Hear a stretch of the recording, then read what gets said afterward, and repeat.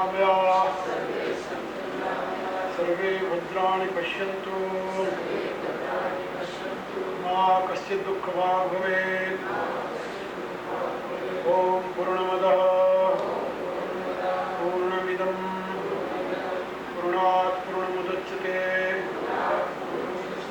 पूर्णस्य पूर्णमादाय पूर्णमेवावशिष्यते। ॐ शान्तिः शान्तिः शान्तिः।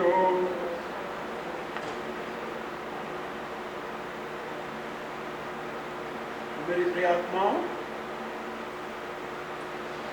करुणानिधान भगवान की करुणा आप सभी के लिए कल्याणप्रद हो,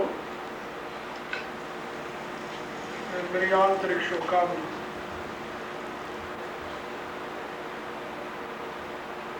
गीता चौथा अध्याय।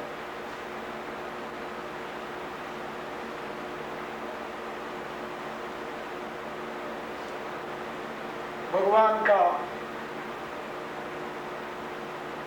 अवतार कैसे होता है और क्यों होता है, ये दो मुख्य बातें इसके प्रारंभ में समझाई जा रही हैं।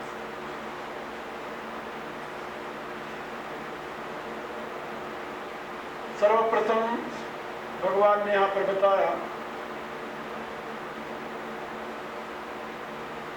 मैं अज हूँ, अव्यय हूँ, ईश्वर हूँ। फिर भी अपनी प्रकृति को माध्यम बनाकर अपनी आत्म माया द्वारा, इच्छा शक्ति द्वारा स्वयं को प्रकट करता हूँ। कहने का अभिप्राय ये कि भगवान का अवतार किसी कर्मवश नहीं होता, करुणावश होता है। दूसरी बात,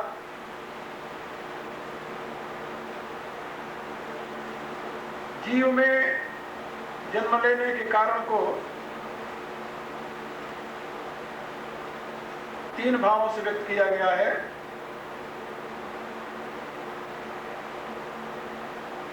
निर्भय होने की चाह, पूर्ण होने की चाह और साथ ही अविनाशी होने की चाह। जीव अनेक योनियों में भटकता हुआ इन तीनों प्रकार के त्रासों से त्रसित रहता है। मृत्यु का भय उसे प्रत्येक योनि में है, अभाव की पीड़ा उसे प्रत्येक योनि में है, और इसके साथ ही मृत्यु और अभाव के साथ ही अपनी परतंत्रता को भी वो सदैव अनुभव करता रहता है। भगवान परतंत्र नहीं है, स्वतंत्र है। उसमें मृत्यु नहीं है, वो अव्यय है। उसमें अभाव नहीं है, पूर्ण है। इन्हीं तीनों की तलाश जीव को है। दूसरे शब्दों में, जीव सदैव शिव बनने की चाह में भटक रहा है। उसकी आंतरिक चाह है शिव बनना। नर नारायण होने की चाह में, पुरुष पुरुषोत्तम होने की चाह में प्रतिपल प्रयत्नशील है। यही इस श्लोक का अभिप्राय है।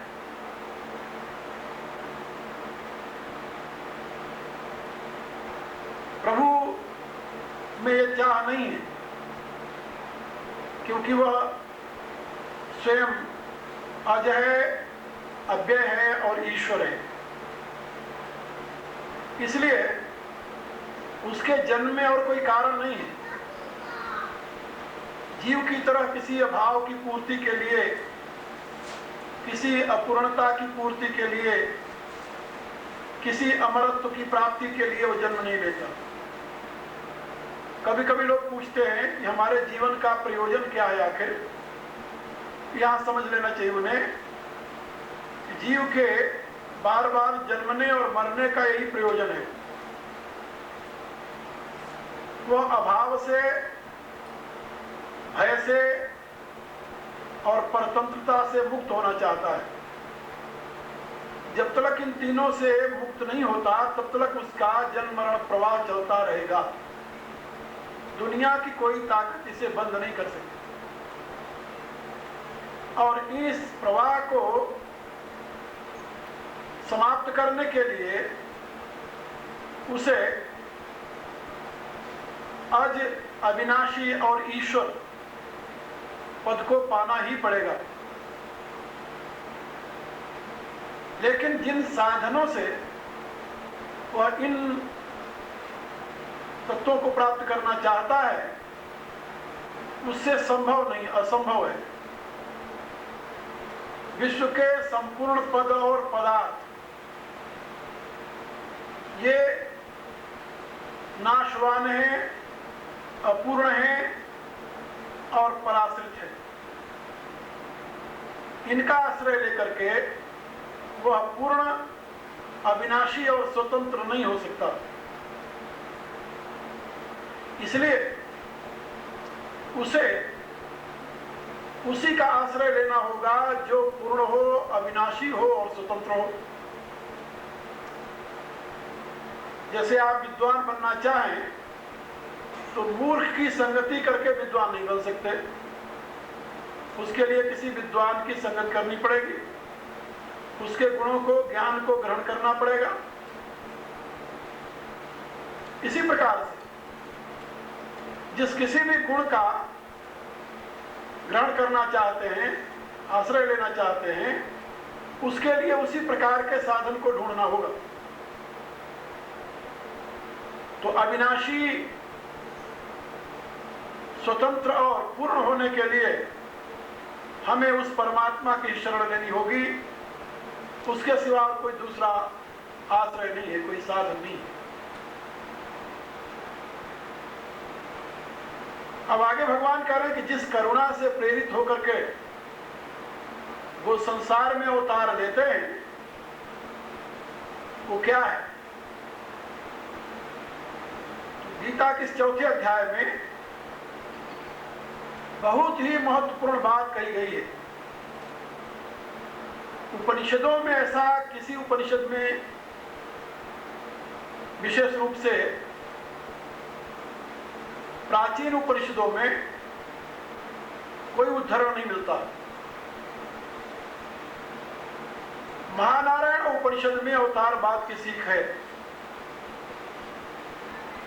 और वैष्णव उपनिषदों में भी अवतारवाद की चर्चा है। नरसिंह तापनी, श्री राम तापनी, गोपाल तापनी आदि उपनिषदों में ये भी मान्य उपनिषदें हैं, लेकिन ऐतिहासिक दृष्टि से उतनी प्राचीन नहीं है जितनी प्राचीन भगवत गीता। वेद में अवतार की बात है, परमात्मा का अवतरण होता है, ऐसा है। लेकिन क्यों होता है इस प्रकार के कारण का वहां उल्लेख नहीं है। कैसे होता है इसका भी कारण वहां बताया नहीं गया। इतना कह दिया, इंद्रो माया भी पुरुरूपीयते अजाय मानो बहुधा विजायते आदि ऐसे अनेकों वाक्य हैं वेद के, जिसके द्वारा हम ये स्वीकार करते हैं कि वेदों में परमात्मा का प्राकट्य होता है, वह अवतार लेता है, वही विश्व के रूप में अवतरित है, ऐसा भी कह सकते हैं। लेकिन जो विशेषावतार की प्रक्रिया है, जो भागवत धर्म में विशेष रूप से अपना स्थान रखती है, उसका कोई एक्सप्लेनेशन नहीं है, उसका कोई कारण नहीं बताया गया है, लेकिन भगवत गीता में उसके कारण का उल्लेख है और भगवान स्वयं श्रीमुख से उसके कारण को बता रहे हैं। यदा यदा हि धर्मस्य ग्लानिर्भवति भारत अभ्युत्थानम अधर्मस्य तदात्मानं सृजाम्यहम्। या एक बात और याद रखें आप लोग, धर्म शब्द जो है वो बहुत व्यापक अर्थ में है। जिस अर्थ में धर्म शब्द भगवान के सामने प्रचलित था, मेरे विचार से उस अर्थ में भी भगवान ने धर्म शब्द का प्रयोग नहीं किया है।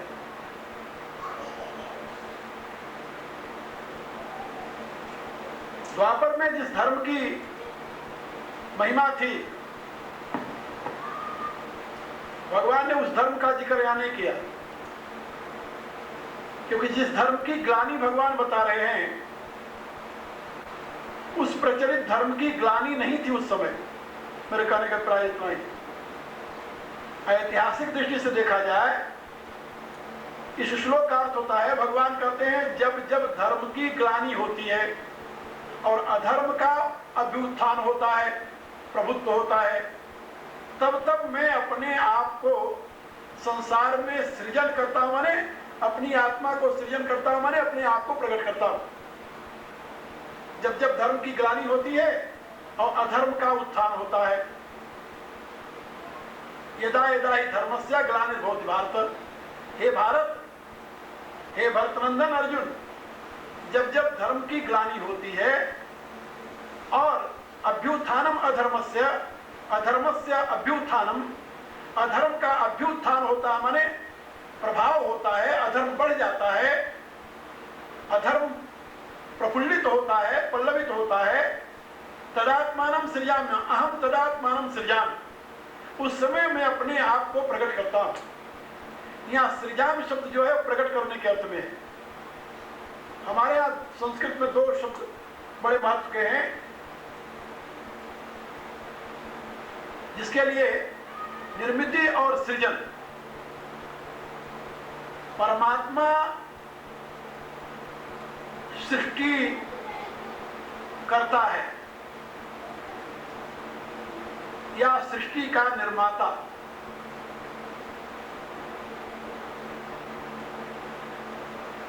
ये एक बहुत बड़ा प्रश्न है, आप लोगों के लिए कोई अंतर नहीं लगेगा इसमें। सृष्टिकर्ता, सृष्टि निर्माता, क्या बात एक ही है, एक नहीं है। यहां जो सृजन शब्द है, सृजन शब्द जिससे सृष्टि शब्द बनता है,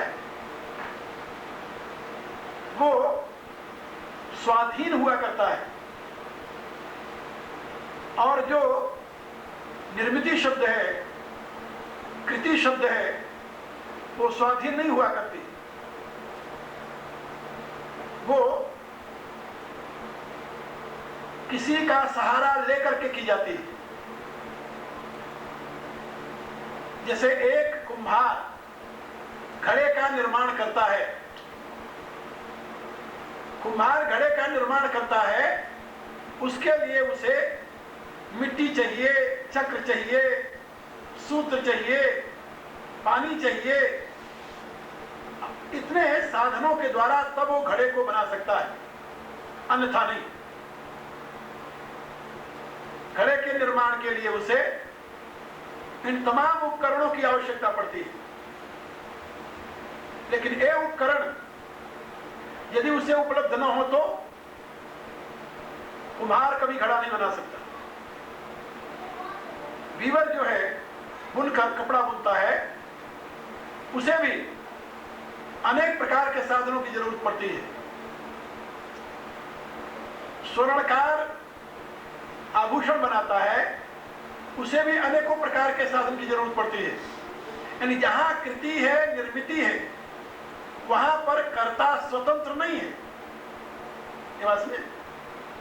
इसलिए उसे कृति कहते हैं, निर्मिति कहते हैं। लेकिन जहां सृजन है, सृजन में किसी की जरूरत नहीं पड़ती। सृजन शब्द का प्रयोग संस्कृत साहित्य में केवल उसी अर्थ में होता है जहां पर निमित्त और उपादान दोनों कारण करता ही हो। जैसे इसके लिए उदाहरण दो, यथोर्ण नाभि सृजते गृह्णते च, वेद का एक मंत्र है। यस्तंतु नाभ्यो तंतु भी प्रधान जय स्वभाव तो देव में का समावृणो, मंत्र है वेद का। आप लोगों ने मकड़ी देखी है? मकड़ी क्या कहते हैं आप लोग? मकड़ी, संस्कृत में उसे उर्णनाभि कहते हैं। मकड़ी अपने अंदर रहने वाले लार को निकाल करके जाला बनाती है, देखा? और स्वयं उसको बना करके उसके बीच में बैठ जाती है, और जब उसकी रुचि होती है तो उसको पुनः वो निकल जाती है, निकल पुनः मुक्त हो जाती है। सृजते गृह्णते च, अपने से ही सृजन करती है, अपने में ही निकल लेती है। इस प्रकार की जो क्रिया होती है, मकड़ी को जाला बनाने के लिए किसी की मदद नहीं लेनी पड़ती, किसी का सहारा नहीं लेना पड़ता, वो स्वयं उसका निर्माण करती है। तो वेद में बताया गया कि वह परमात्मा जगत की रचना कैसे करता है, सृष्टि कैसे करता है। कहा वो अपने आश्रित प्रकृति को प्रकट करके उससे ही जगत का निर्माण करता है, यानी जगत की सृष्टि करता है, सृजन करता है, और फिर उसी में आप प्रविष्ट हो जाता है और स्वेच्छानुसार पुनः उसको अपने आप में आत्मसात कर लेता है। इसीलिए इसका नाम सृष्टि है, कृति व निर्मिति नहीं। सृष्टि में सृष्टा सृष्टि से अभिन्न होता है। फिर से याद कर लो, सृष्टि में, सृजन में सृष्टा सृष्टि से अभिन्न होता है, लेकिन कृति में कर्ता कृति से भिन्न होता है। ये दो भेद है, सृष्टि और कृति। इसलिए वेद में जहां भी कहीं शब्द आया है सृजन व सृष्टि शब्द ही आया। अपन लोग बोलचाल में भी कहते हैं ना परमात्मा की सृष्टि है। अब सृष्टि वाले जानते नहीं क्या कह रहे हैं, लेकिन सृष्टि में इतना बड़ा अंतर है, सृष्टि का यह अर्थ होता है।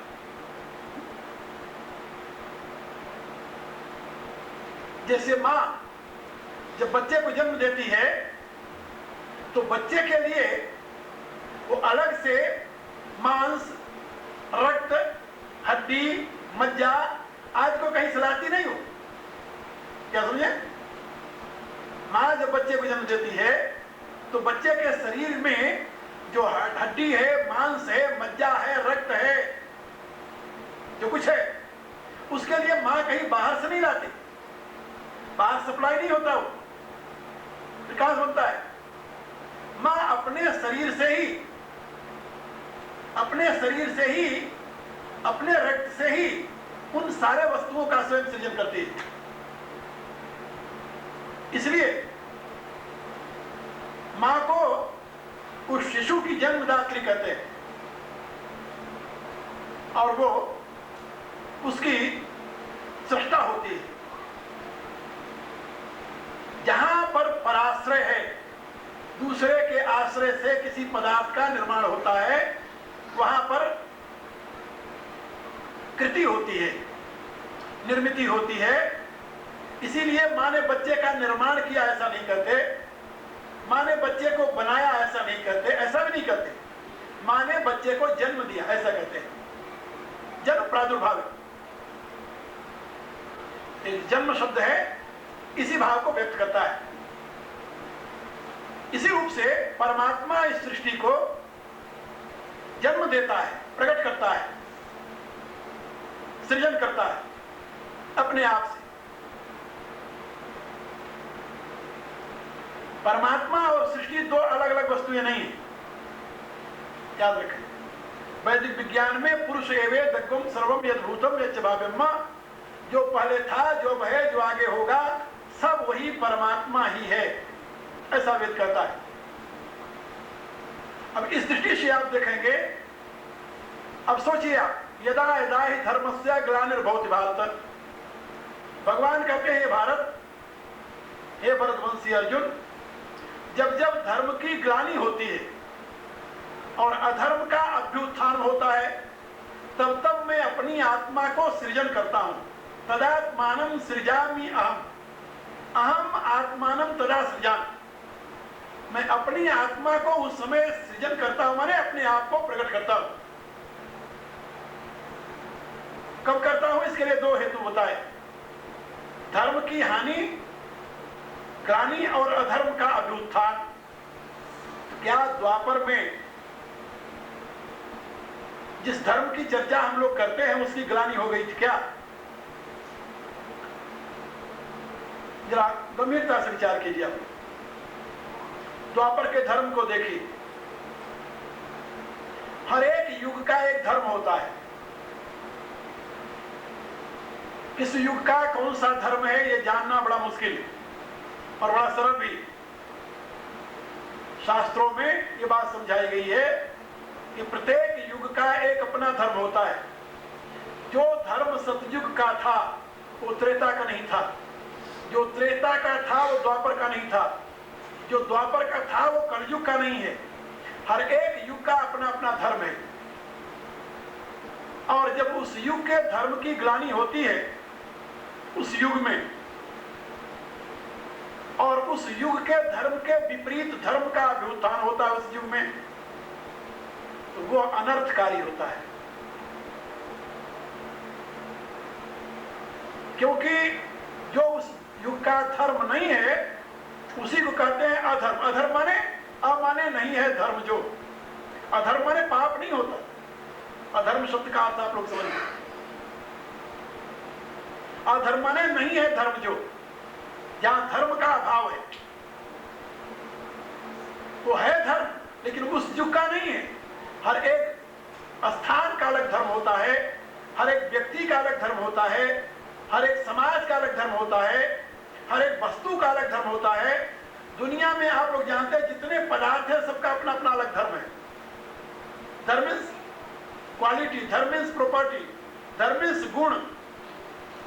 सबका अपना अपना अलग अलग अस्तित्व है, अलग अलग धर्म है। धर्म के नाते उसका अलग अस्तित्व है। अब इससे आप लोग समझेंगे। भगवान कहते हैं जब धर्म की ग्लानि होती है, बड़ा आप सोचिए, जिस युग में धर्मराज ऐसा व्यक्ति हो, धर्मराज, वहां धर्म की ग्लानि कैसे मानी जा सकती है?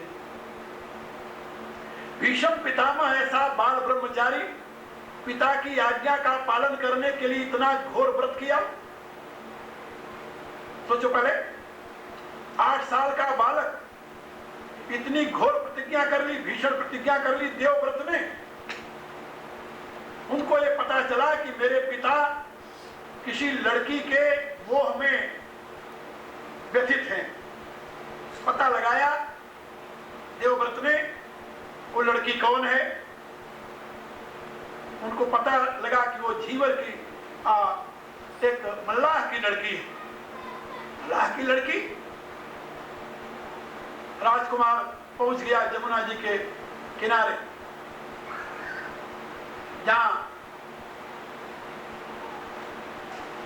मल्लाह रहता था। देखा उसकी लड़की को, सत्यवती, वही लड़की जिसकी एक दिन कथा सुनाई थी मैंने, जो व्यास देव की मां थी। लड़की के सौंदर्य को देखा, ऋषि पाराशर की कृपा से उसे शरीर में 1 योजन तक फैलने वाली सुगंध प्राप्त हो गई थी उनके संसर्ग से। उस योजन गंधा को देखा। बालक ने देखते ही निश्चय किया,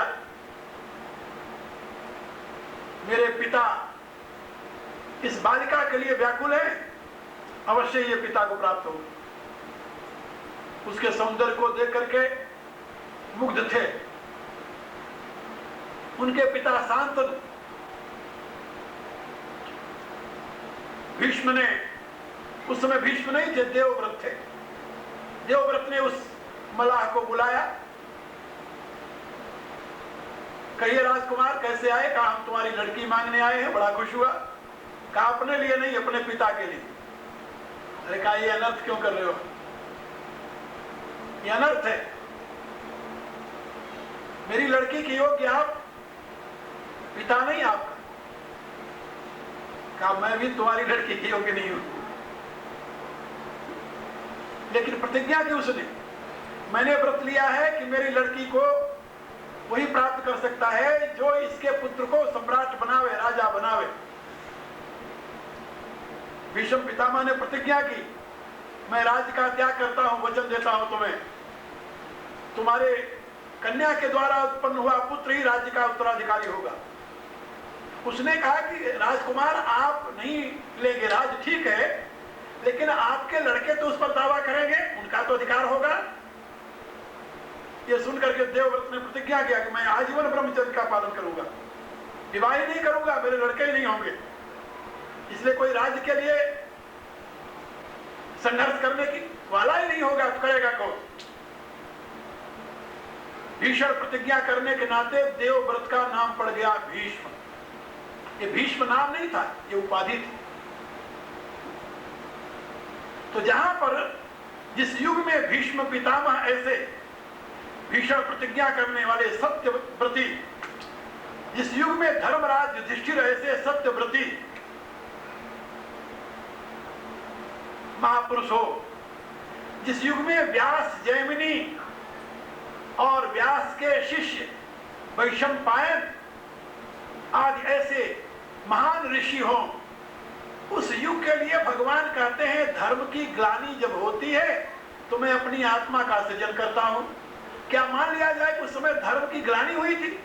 यानी धर्म नहीं था, चारों तरफ अधर्म का ही साम्राज्य था। यदि अधर्म का ही साम्राज्य था तो इतने बड़े बड़े महापुरुष कैसे हो गए? सोचने वाली बात है। उसी समय विदुर ऐसे महात्मा, महान ज्ञानी, महान नीतज्ञ, केवल ऐसे ऋषि, अनेकों ऋषि, जिन ऋषियों की गाथा आपको महाभारत में मिलेगी, उन समस्त ऋषियों के होते हुए भी भगवान कहते हैं कि जब धर्म की ग्लानि होती है, अधर्म का आधिपत्य होता है, तो मैं अपनी आत्मा का सृजन करता हूं, माने अपने आप को प्रकट करता हूं। आजकल आपको भारत में इस श्लोक की दुहाई देने वाले बहुत मिलेंगे, कल भी मैंने बताया था। वो भी यही कहते हैं कि जब धर्म की ग्लानि होती है, धर्म का प्राबल्य होता है, तो भगवान अवतार लेता है। इसलिए अब भगवान अवतार ले लिए, अनेकों रूप में भगवान अवतार लिए हुए इस समय भगवान भारत में। आप लोगों को पता है ना, 300 बताया था 380 भगवान भारत में इस समय है। उसमें कुछ तो मर गए हैं, कुछ मरने वाले हैं, कुछ रेड़े पर आजकल रेड़क रहे हैं। क्या आज जरा कल्पना कीजिए, धर्म क्या है जिसकी ग्लानि थी, जिसके लिए भगवान स्वयं को सृजन किए। वह प्रचलित धर्म यदि धर्म है तो उसका तो उस समय ह्रास नहीं था। धर्म की बड़ी महत्ता थी उस समय, लोग धर्मानुसार जीवन व्यतीत करते थे। फिर कौन सा धर्म था जिसकी ग्लानि हो गई थी? आज जरा सोचिए, अपना भी दिमाग लगाइए, हम तो बताएंगे। महाभारत काल में जिस धर्म के ग्लानि की बात भगवान कह रहे हैं, कौन सा ऐसा धर्म है जिसकी ग्लानि हुई थी उस समय, जिसमें भगवान को अवतरित होना पड़ा? यदि आप कहें कि उस समय दुर्योधन, उस समय